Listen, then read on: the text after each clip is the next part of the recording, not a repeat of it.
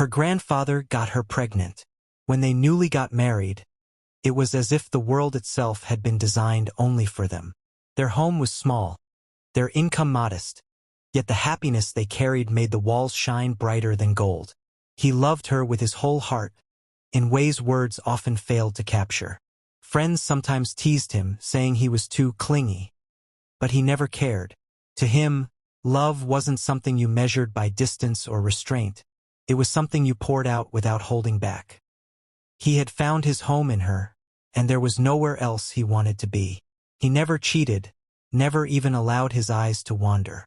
Temptation meant nothing to him because she was enough.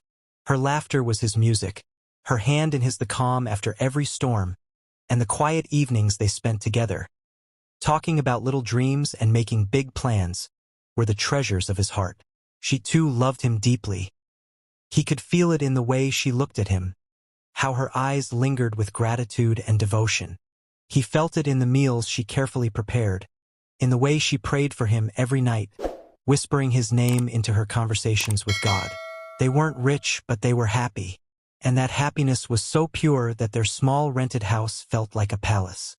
When he held her, he often thought, "I don't need the whole world. I already have mine." The wait for a child. 6 months into their marriage, her joy began to dim. Every month came and passed without the news she longed for. At night, when he had drifted into peaceful sleep beside her, she would turn her face into the pillow and cry silently. She feared she was failing him. She feared the whispers of neighbors and relatives who would count months on their fingers and ask intrusive questions. Above all, she feared the weight of her own heart, that gnawing emptiness inside her womb. But he never judged her. Instead, he became her strength.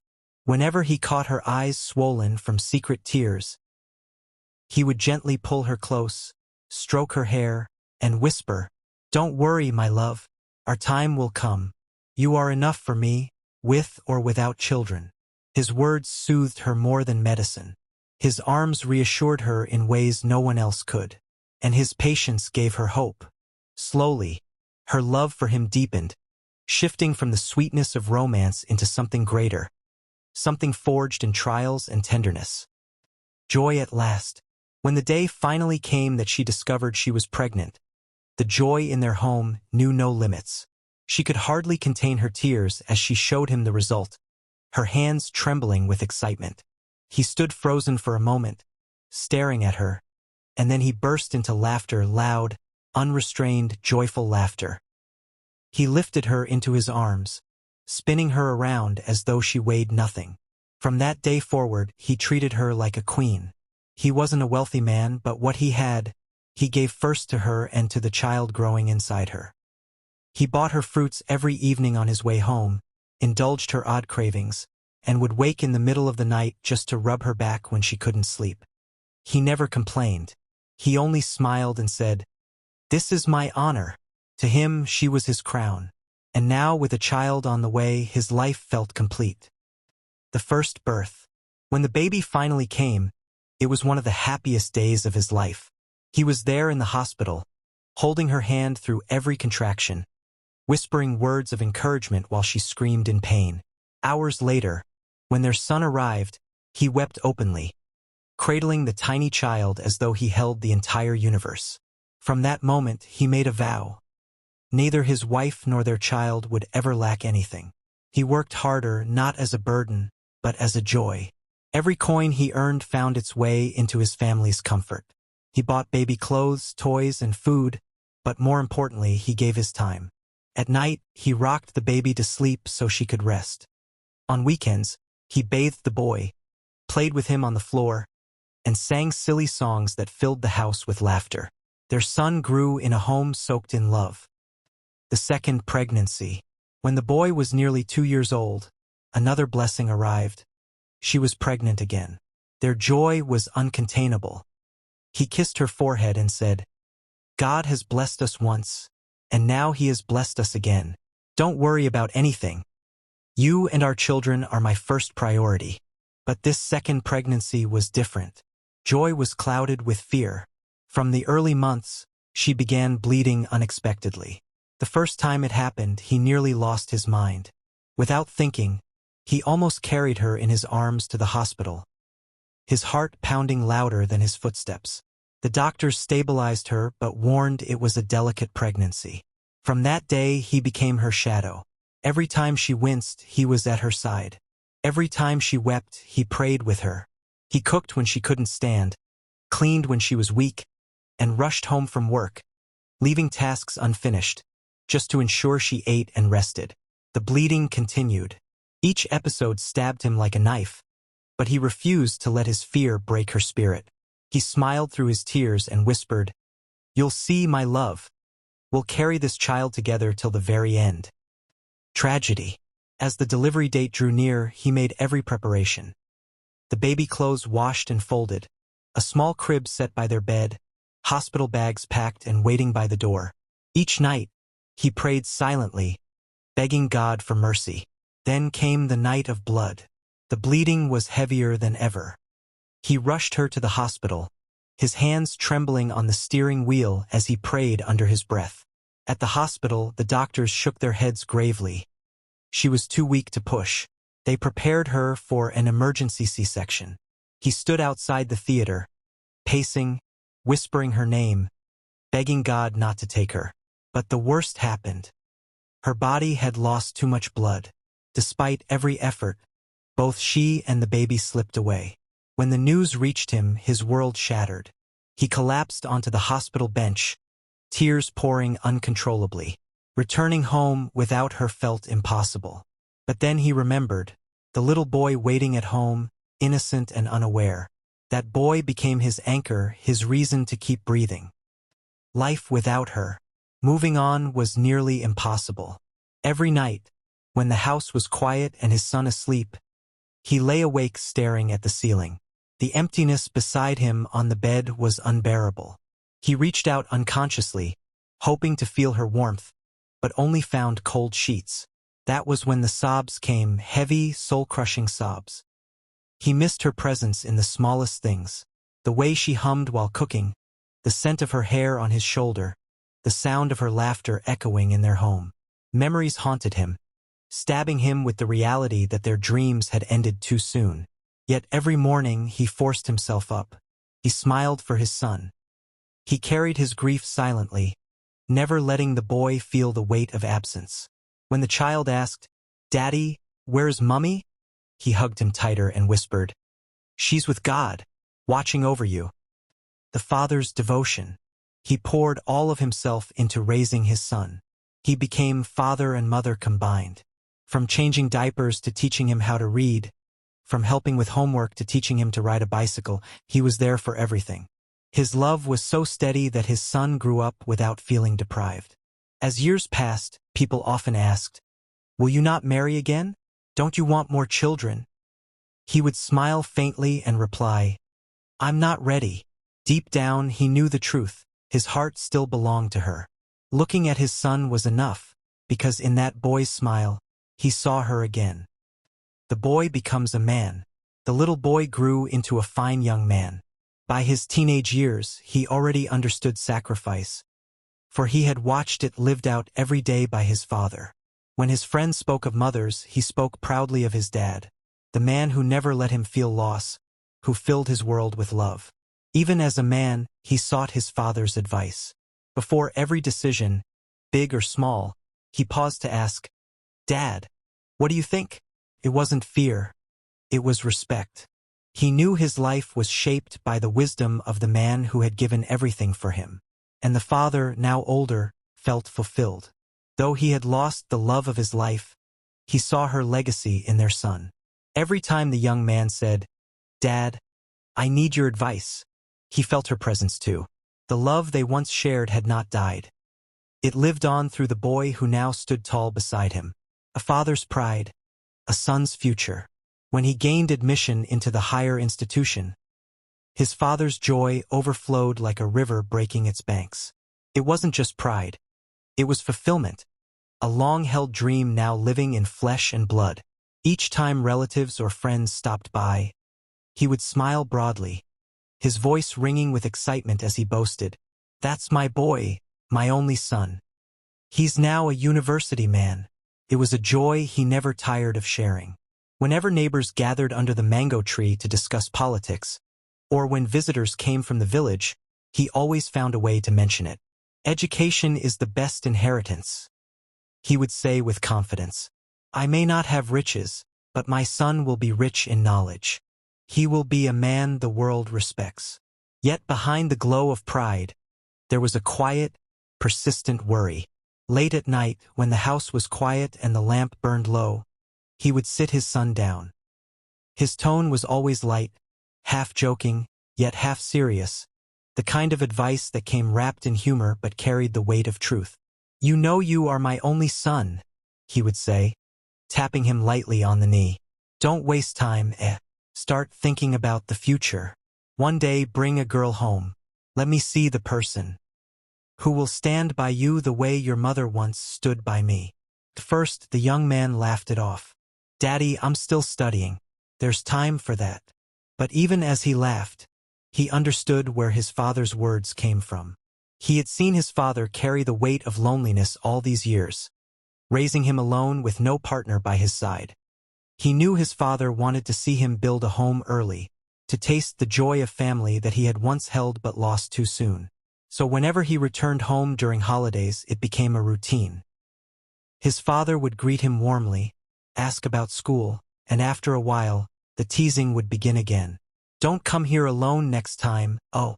At least let me know the girl who makes you smile on campus. It wasn't pressure, it was love. It was his father's way of saying, I want to see you happy. I want to see you settled.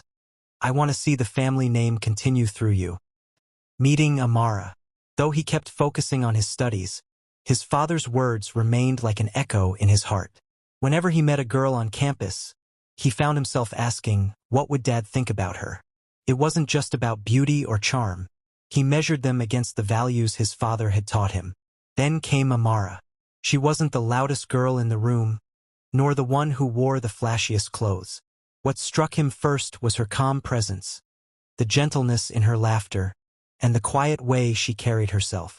She had grace that didn't demand attention, humility that made her approachable, and kindness that showed in how she treated even strangers.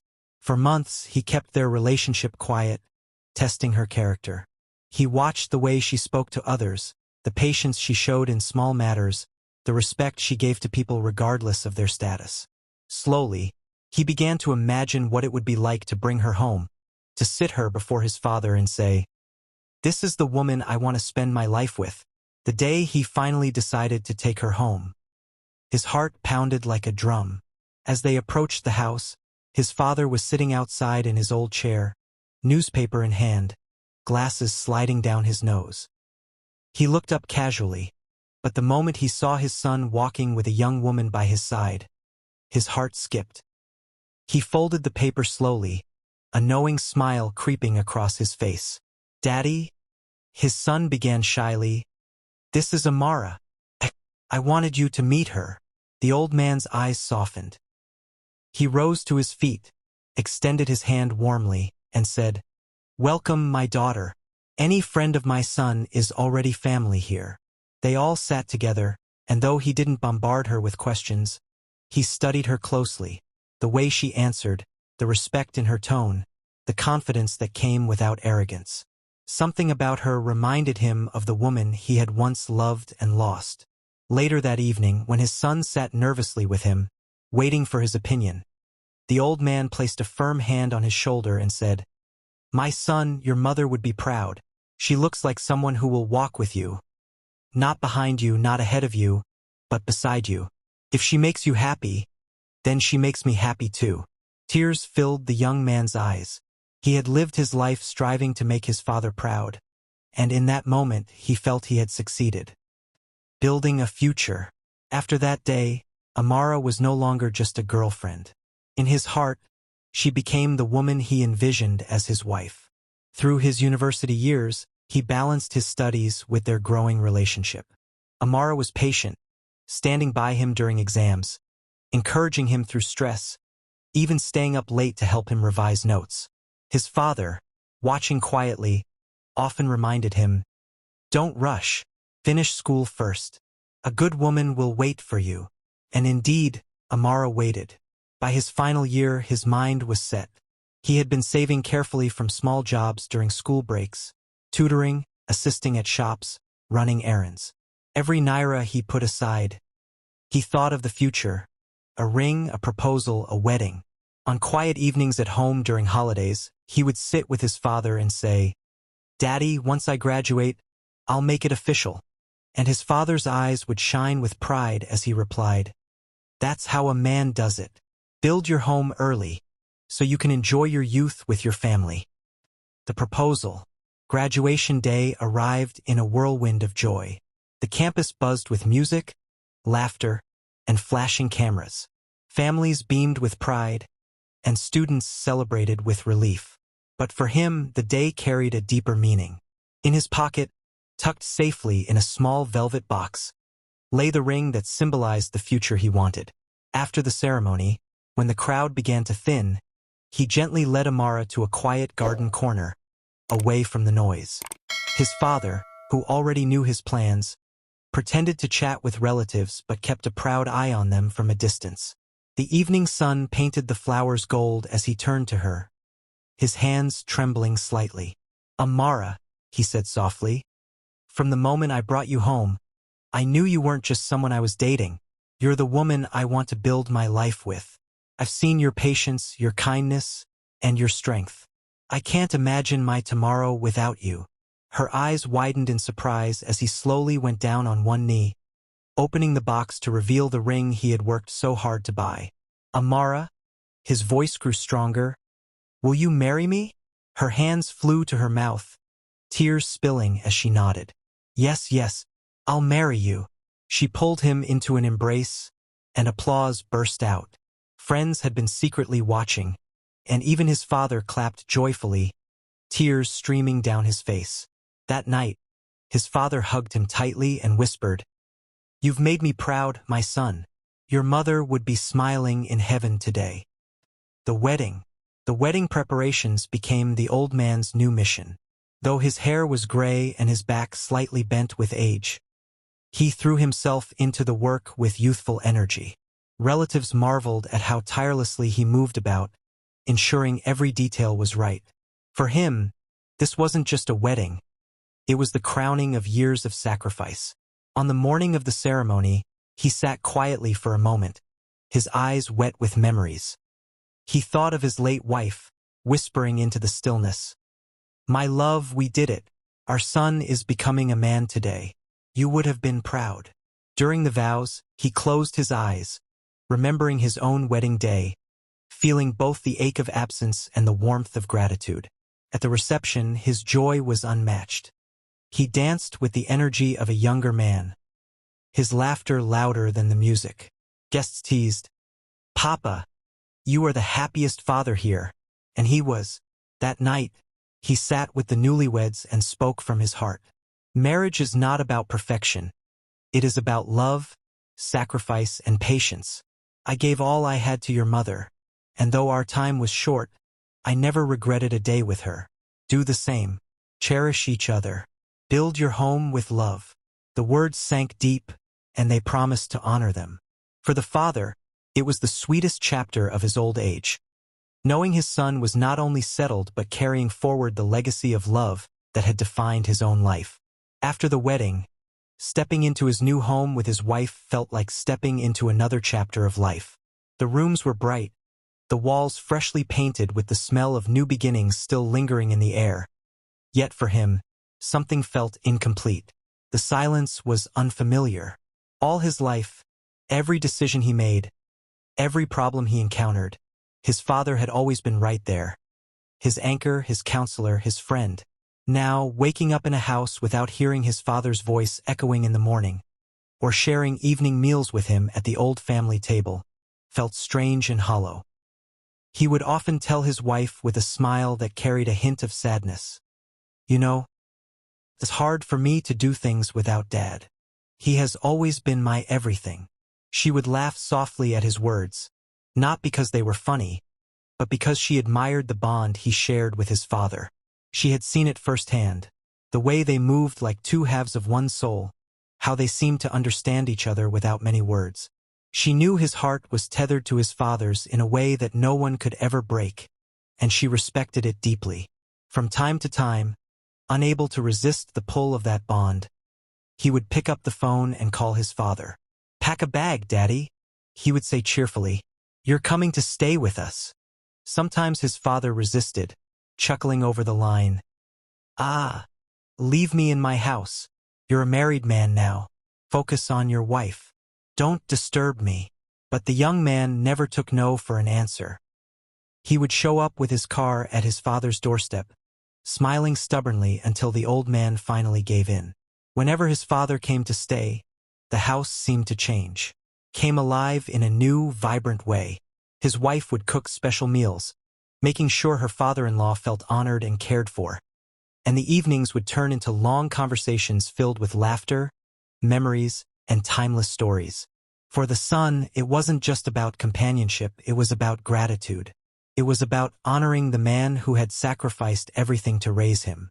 He often told his friends proudly, "He is all I have. I can't just leave him to grow old alone." And deep inside, the father felt a quiet joy he rarely spoke of. Though he sometimes teased his son about being too attached, he knew the truth. The love he had poured into raising his boy alone had blossomed into loyalty that could never be broken.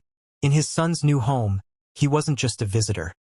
He was family, still cherished, still needed, still loved. 3 months after the wedding, while the excitement of the new marriage still lingered, the father's mind began to grow restless. One evening, after dinner, he called his son aside. His tone was calm but serious, the way he always spoke when something heavy pressed on his heart. "My son," he began, folding his hands behind his back, "tell me the truth. Is your wife pregnant yet?" The young man lowered his gaze before replying quietly, "Not yet, Daddy." The father sighed deeply, his shoulders dropping with the weight of unspoken longing. He had been overjoyed at the wedding, but in his heart, he desired one more blessing: grandchildren. He placed a firm hand on his son's shoulder and said, his voice low but steady, "You know, one of the reasons I encouraged you to marry early is so that I can live to see your children. I raised you alone, and I want to carry my grandchildren in these arms before I leave this world." The son smiled faintly, trying to ease the heaviness in his father's heart. "Daddy, don't worry. It will happen in no time. We're still newly married. God will do it." But the father's eyes lingered on him, full of concern. "Patience, yes, but don't waste time, my son. Life is short. If your mother were here, she would be saying the same thing." The words pierced deep into the young man's chest. He wasn't angry, he understood. His father's longing came from a place of love, from years of loneliness, from the emptiness of raising a child alone. So he embraced him tightly and promised, "Daddy, you will carry your grandchildren. I give you my word." That night, lying beside his wife, he shared the conversation with her. She smiled gently, resting her hand on his chest, and said, "Don't worry, love. It will happen when the time is right. Let's keep praying and trusting." From the beginning of their marriage, he and his wife had been intentional about their lives together. They both agreed that what they ate and how they lived mattered, not just for their health, but for their hope of starting a family. Every trip to the market was carefully planned. More fruits, vegetables, milk, and balanced meals. He would often joke, "We're not just eating for today, we're eating for the children we want tomorrow." Sometimes at night, in the quiet of their bedroom, they would whisper about the future. His wife would confess her fears in a trembling voice. "What if it doesn't happen soon? What if something is wrong with me?" And he would hold her close, his voice steady and reassuring. "Don't worry. If it doesn't happen in 6 months, we'll see a doctor together. You won't go through this alone." They made a pact.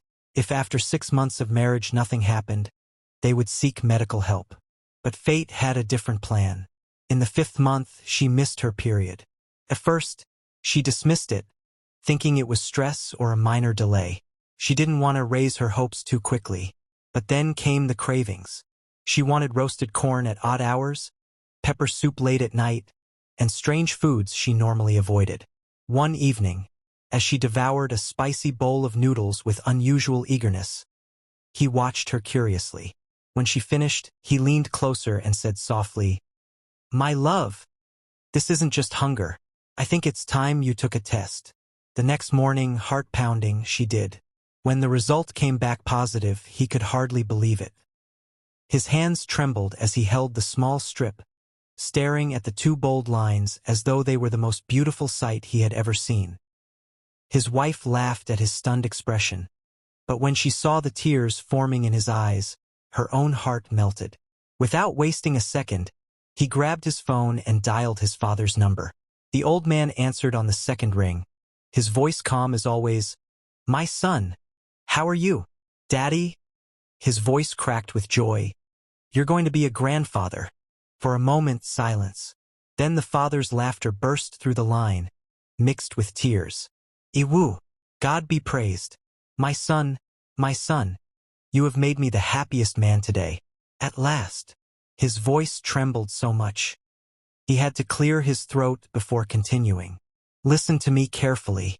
Take good care of your wife. Don't stress her. Don't let her carry anything heavy. Let her rest. I can never forget what happened to your mother. Promise me you won't let history repeat itself." "I promise, Daddy," he said firmly, wiping his eyes. "I'll protect her with everything I have." "Good," his father replied softly.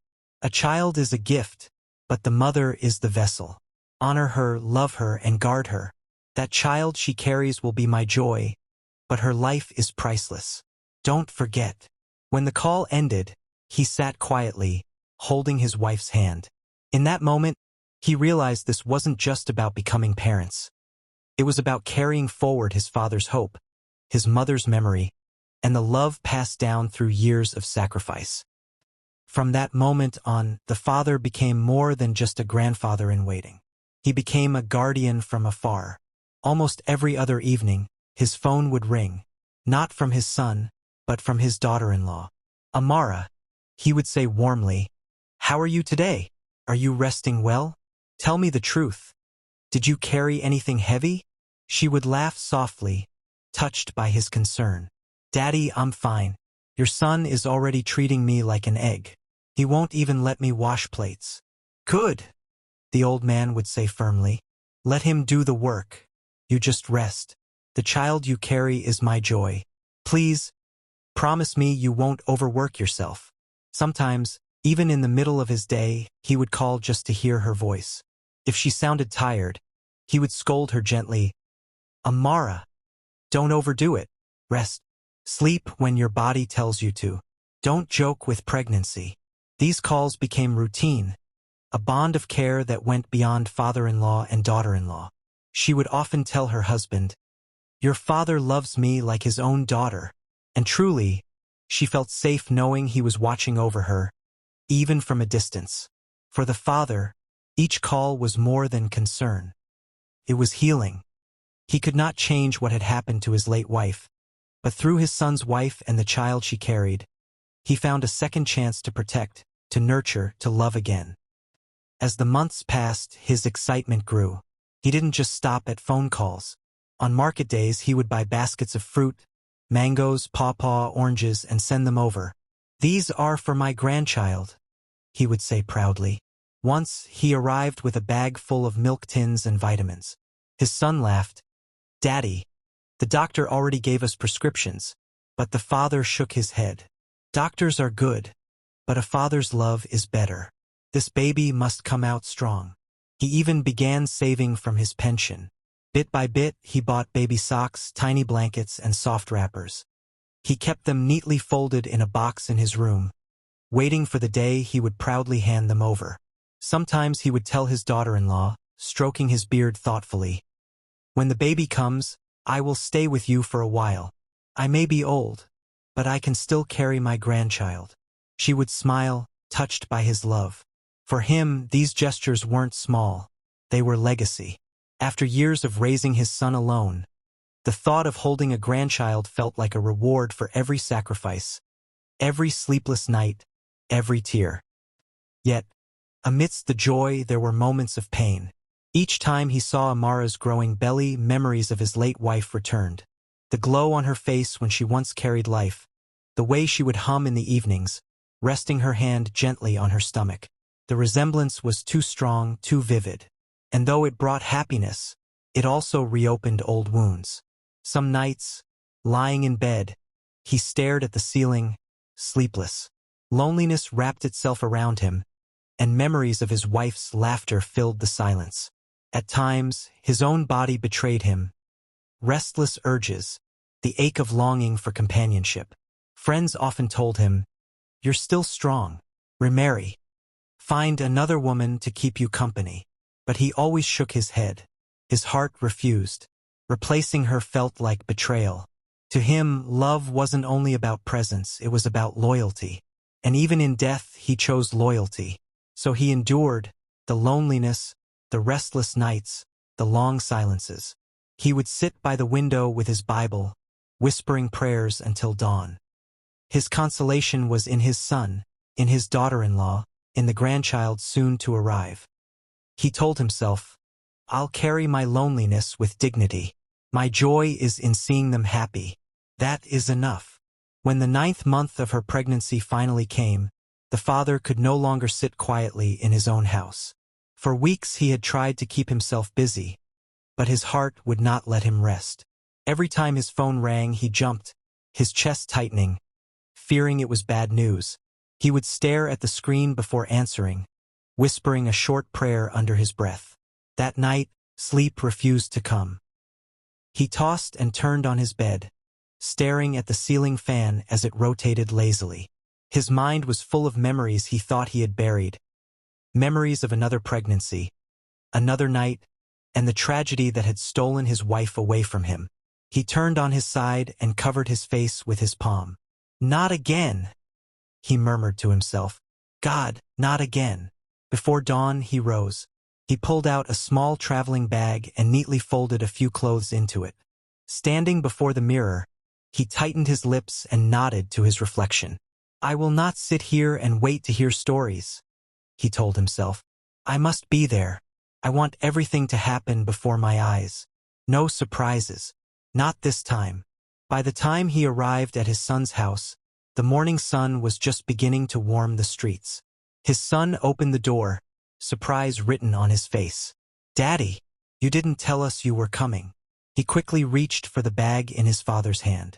The old man gave a faint smile, but his tone was steady and serious. "I don't want to stay at home, wondering what's happening here. I don't want to receive a call and hear something has gone wrong while I am far away. I want to be here to see, to pray, to support. This child is my joy, and I will wait for him or her with you." His daughter-in-law, touched by his words, placed her hand over her belly and smiled warmly. She knew how much this meant to him, not just because he was becoming a grandfather, but because he had carried loss for so long. "Daddy, you're welcome," she said softly. "Your family. This house is yours." From that day, the old man became part of their daily rhythm. He refused to let her lift a finger. If she tried to fetch water, he would say, "Sit down, my daughter. Let me do it." If she reached for fruit, he peeled it for her. In the evenings, he walked slowly beside her in the compound, supporting her arm even when she insisted she could manage. At night, while others slept, he sat quietly in the living room with his Bible on his lap, whispering prayers into the silence, his ears tuned for the slightest sound from their bedroom. Sometimes his son would protest. "Daddy, please go and sleep. We'll call you if anything happens." But the old man would shake his head. "Sleep cannot carry me when my heart is awake. I want to be ready. I want to be here." The truth was, he wasn't just waiting for a baby, he was wrestling with his past. He remembered the night his wife went into labor, how he had been away, how the call had come too late. This time, he vowed, nothing would keep him away. He wanted to face whatever came, whether joy or sorrow, with his eyes open. When labor finally began, it was in the dead of night. The house was still except for the sound of crickets outside. The old man, dozing in the living room with his Bible resting on his chest, was jolted awake by hurried footsteps and a sharp cry from his daughter-in-law. He leapt to his feet before anyone could even call him. His son was already helping her toward the car, panic in his eyes. "Daddy, it's time. I'm coming with you," the old man insisted. His voice left no room for argument. At the hospital, time lost all meaning. The hours dragged like years. He paced the corridor like a restless lion, his palms sweaty, his lips trembling as he whispered prayers. His son sat on a bench, his head in his hands, trying to stay calm but failing. Every time a nurse passed, both men straightened, searching her face for answers. Finally, after what felt like eternity, a nurse appeared, smiling. "Congratulations," she said. "She has delivered safely. It's a girl." The old man's knees buckled slightly, and tears rushed into his eyes. "A girl," he whispered. Relief and gratitude washed over him in waves. But nothing could have prepared him for the next moment. When the nurse brought out the baby, tiny and wrapped in a pink cloth, he leaned closer to see her face and froze. His breath caught in his throat. The curve of her lips, the shape of her nose, even the way her eyes seemed to rest gently. It was as if his late wife had returned in newborn form. He gasped, his voice breaking. "Jesus! This child! She looks just like her." His son, holding the baby, looked up in surprise. He saw it too. For a moment, father and son stared at the baby in stunned silence, bound by a memory too sacred to speak. The old man reached out, touching the baby's tiny fingers with trembling hands. "My love has returned," he whispered. "Not the same, but God has given me back a part of her. This child is her living memory." From that moment, his bond with the baby girl became extraordinary. She healed him in ways no one could understand. By the time she was crawling, he had already spoiled her beyond measure. If she stretched her little arms toward him, he dropped everything to carry her. If she cried, he was the first to rush to her side. He often cradled her and whispered, "Don't cry, my little queen. You remind me so much of her. How can I let you be sad?" Her parents sometimes complained playfully, sometimes seriously.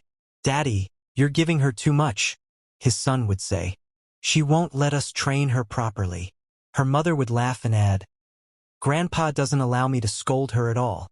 Once she cries, he rushes to defend her." But he didn't care.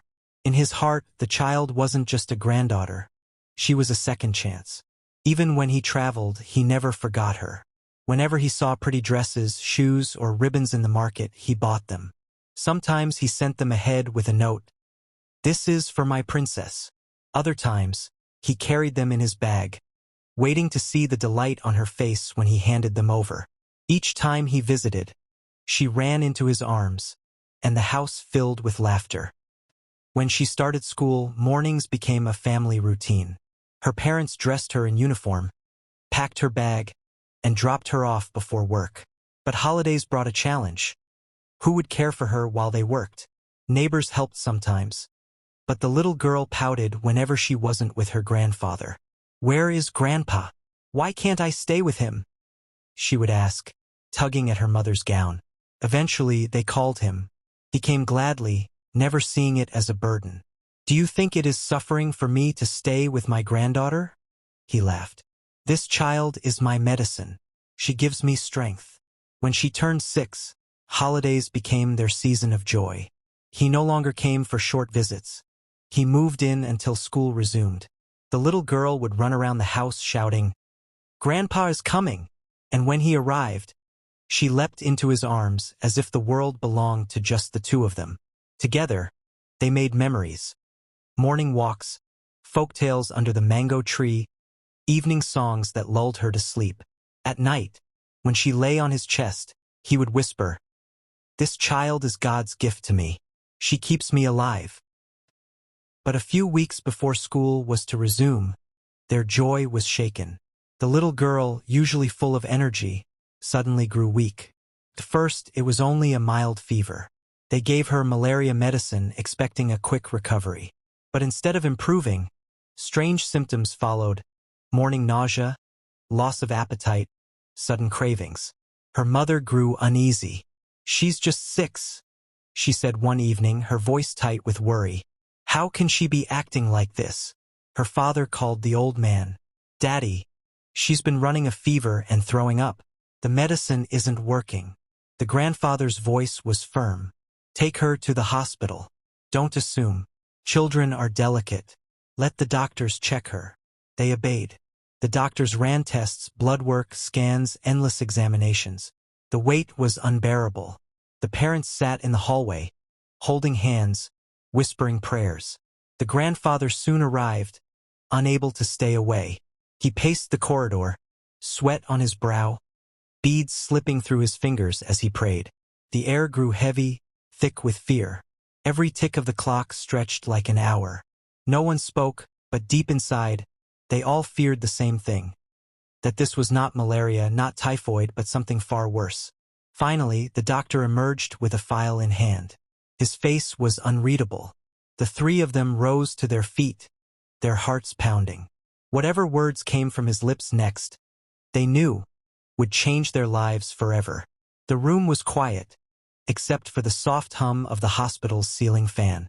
The parents sat side by side, their hands clasped tightly, their eyes fixed on the doctor who had been studying the test results for several minutes.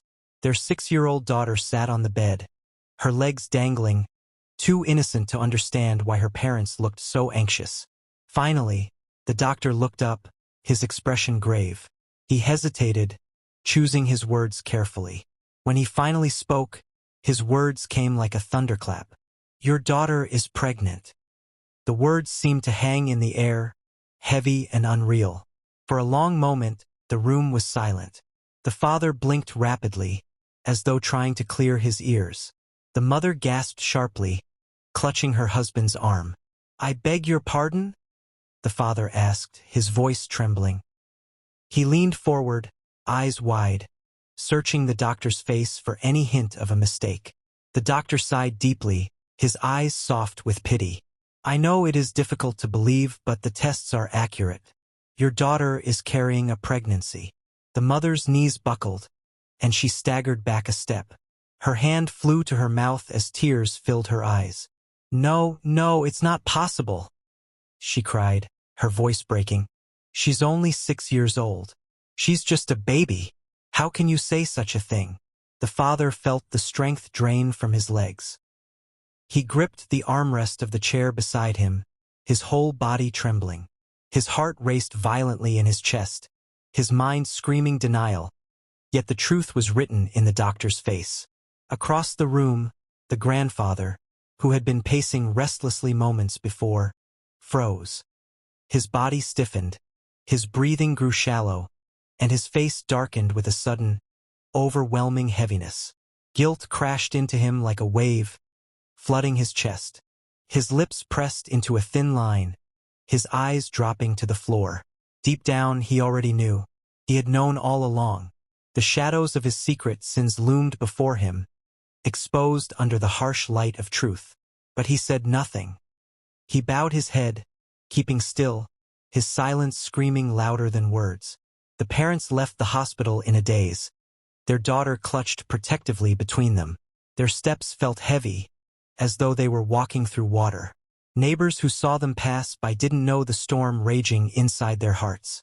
That night, the house was swallowed in grief. The mother wept in the bedroom, her cries muffled into a pillow, while the father sat in the living room with his daughter on his lap. His hands trembled as he brushed her hair back from her face. He crouched low, forcing his voice to be gentle. My daughter, he whispered, his throat tight. Tell Daddy the truth. Has anyone touched your body? Has anyone touched your private part? You can tell me, I promise I won't be angry. I just need to know. The little girl's chest rose and fell quickly, her eyes filling with tears. First, she said nothing. Then, her small body shook as she broke into sobs. She buried her face in her tiny hands, too afraid, too ashamed to speak. The father pulled her into his arms, rocking her gently. His voice cracked as he pleaded, It's okay, my child. Daddy is here. Please don't be afraid. Just tell me who did this to you. I will protect you. I swear it. The mother entered quietly, her face streaked with tears. She sank into a chair in the corner, her hands pressed to her mouth, watching helplessly as her husband begged their child for the truth. Finally, after what felt like an eternity, the girl whispered through her sobs, "Grandpa!" The father froze, his heart nearly stopping. He pulled back slightly, staring into her tear-stained face. "What did you say?" he asked softly, his voice breaking. She sniffled, her tiny hands gripping his shirt tightly. This time her voice was louder, though shaky. "Grandpa, he's the one. He buys me sweet. He told me not to tell anybody, especially when you and Mummy are not at home." The mother screamed, collapsing to the floor with both hands on her head. "Jesus Christ! My father-in-law! Oh God! Oh God!" Her cries filled the room like a storm. The father sat frozen, staring at the corner where his father sat. The old man didn't move. His head was bowed, his eyes fixed on the floor, shame written across every line of his face. His silence confirmed what his granddaughter had just said. Tears blurred the younger man's eyes. His chest heaved as anger and grief wrestled within him. "Daddy?" His voice shook violently. "Is this true? Tell me it's not true. Please tell me my daughter is lying." But the old man said nothing. His lips trembled, his shoulders hunched. He could not look at his son. Rage overtook the younger man. He stood abruptly, his fists clenched. His voice thundered through the house. "Why, Daddy? Why? You raised me with your own hands after Mama died. You taught me to be a man. I trusted you more than anyone. I let you stay with her when we were gone because I believed you would protect her. And this is what you did." The old man finally whispered, his voice broken. "She looks so much like your mother. Every time I saw her, I felt as if she brought her back to me. The memories, the loneliness, I couldn't stop myself." "Stop it!" the son roared, his face red with fury. "Don't you dare use Mama's name to justify your evil. That little girl is not your wife. She's your granddaughter. And you have destroyed her innocence forever." The room was suffocating. The child wept bitterly in her mother's arms. The father's entire body trembled with rage. Finally, he spat the words, cold and final, "Leave my house." The old man lifted his eyes, tears gathering, his lips opening as if to beg for mercy. But his son's voice left no room for negotiation. Slowly, with shame weighing down his shoulders, he picked up his small bag, the same bag he had once carried joyfully during holidays, and shuffled to the door. He paused for one last glance at the crying child, but her sobs cut him deeper than any words. Without saying goodbye, he stepped out, closing the door behind him. That night, the family didn't sleep. The mother cried until her eyes swelled. The father sat awake, watching over his daughter as she clung tightly to him, refusing to let go. By dawn, his decision was made. He turned to his wife, his face pale but resolute. "She is only 6. I will not let her carry this pregnancy. I will not let her life be destroyed by his evil. We are going back to the hospital today." At the hospital, the doctors shook their heads gravely as they examined the child. "She is far too young," one of them said.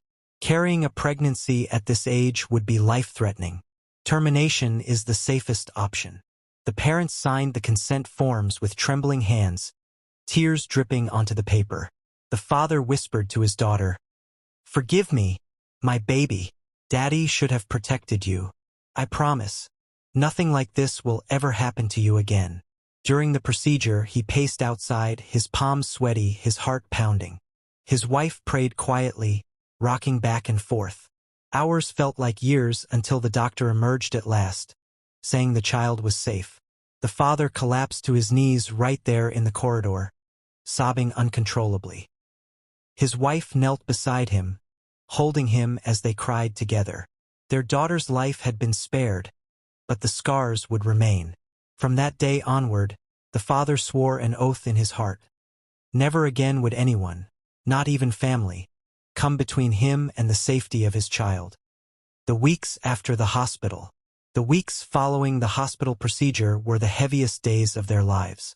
Their home, once filled with warmth and laughter, now carried a silence that seemed to press against the walls.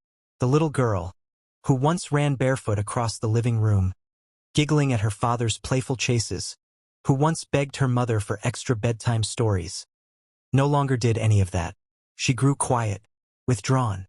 Most days, she sat in a corner with her favorite doll clutched tightly to her chest. She stared off into space as if searching for answers only her small heart could understand. Her eyes, once wide with innocence, now seemed older, burdened with a weight no 6-year-old should ever carry. The father watched her with breaking heart. Guilt sat heavily on his shoulders, whispering into his mind day and night. You failed her. You trusted the wrong person. You let this happen under your own roof. He could barely look at himself in the mirror. At night, when she finally fell asleep, he would sit by her bedside, stroking her hair with trembling fingers. He often whispered, his voice cracking, "Daddy is sorry, my baby. I should have protected you. But I promise you now, no one will ever hurt you again. Daddy will protect you with his life." Then he would kneel by the bed, clasp his hands, and weep into his prayers. God, please, please heal her heart. Erase this pain from her little soul. Her mother, too, carried her own quiet burden. She had always been the one to nurture, to comfort with food, with songs, with endless affection. But now even her gentlest efforts sometimes fell flat. The child no longer asked for her favorite jollof rice. She no longer begged to sleep in her mother's arms. She often recoiled from touch, as though the world had betrayed her body. Still, the mother refused to give up. She adjusted her work hours to be home more often. She made her daughter's favorite meals anyway, humming softly as she cooked, hoping the familiar smells would bring comfort. She spent afternoons just holding her child without words, sometimes humming old lullabies while rubbing her back. Slowly, tiny signs of healing began to appear. One afternoon, the little girl picked up crayons and quietly drew on a piece of paper. It was nothing more than a house with a sun overhead, but her parents wept with relief. It was life finding its way back. Seeking help, the parents also sought professional help. They enrolled her in counseling sessions, with gentle therapists who spoke softly, using toys, colors, and drawings to open her fragile heart. At first, she sat in silence, too afraid to speak.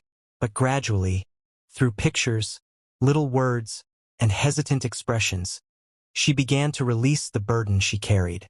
The father attended some of the sessions too, even though it was painful. He sat quietly, his eyes brimming as the counselor encouraged his daughter. "You are not to blame. Nothing that happened was your fault. You are safe now." Each word was like medicine, not only to the child, but to the parents who needed healing as well. The father's inner conflict. But even as the child began to heal in small steps, the father's soul wrestled with a wound of its own, the betrayal of his own father. It was a scar that no prayer seemed to erase. The man who had raised him single-handedly after his mother's death, who had taught him resilience and sacrifice, had destroyed everything he believed in. It was like losing both a father and a hero in one blow. Yet, in his heart, he couldn't fully cut the old man away. Out of duty, or perhaps out of the lingering memory of years of sacrifice, he still visited him occasionally. He would bring him food, sometimes medicine, sometimes sit with him in silence. But every time the old man asked about his granddaughter, the younger man's heart hardened. One day, unable to bear the pleading any longer, he spoke with finality. His voice shook, but his words were sharp. "Daddy, you will never see her again. You stole her childhood. You cannot have access to her future. This is the price you must pay for what you did." The old man bowed his head. Tears slipped down his cheeks, but guilt chained his tongue. He wanted to beg, to argue, but deep inside he knew his son was right. His silence became his punishment. Rebuilding at home. Back at home, the young parents worked tirelessly to rebuild their daughter's world. They agreed on one rule. Never again would she be left in the care of anyone else. Not neighbors, not relatives, no matter how close. One of them always stayed home, even if it meant sacrificing work shifts. even if it meant late nights catching up on tasks. Her safety was now their life's mission. The little girl began to flourish again in small but steady steps. Counseling, unconditional love, and the safety of her parents gave her courage. They celebrated her small victories, finishing her homework, winning a spelling quiz, drawing a picture of the family with 3 smiling faces. Each small triumph was proof that she was healing. At bedtime, her father developed a new ritual. He tucked her in, kissed her forehead, and whispered the same words each night. "You are my light. No one will ever hurt you again. Daddy promises." Those words became her anchor. Even when nightmares woke her in the dark, she repeated them to herself until she found comfort again. The teenage years. Time passed. The family grew stronger, bound together by fire-tested love. By the time the girl reached her teenage years, the trauma of her childhood had not been erased, but it no longer ruled her life. She carried scars, emotional ones that sometimes surfaced in quiet moments, but alongside them was a strength few of her peers had. Her father was deliberate in his parenting. He treated her with gentleness but also firmness, making sure she understood her worth. Whenever she doubted herself, he would look her in the eyes and say, "You are not broken. You are strong, beautiful, and chosen by God.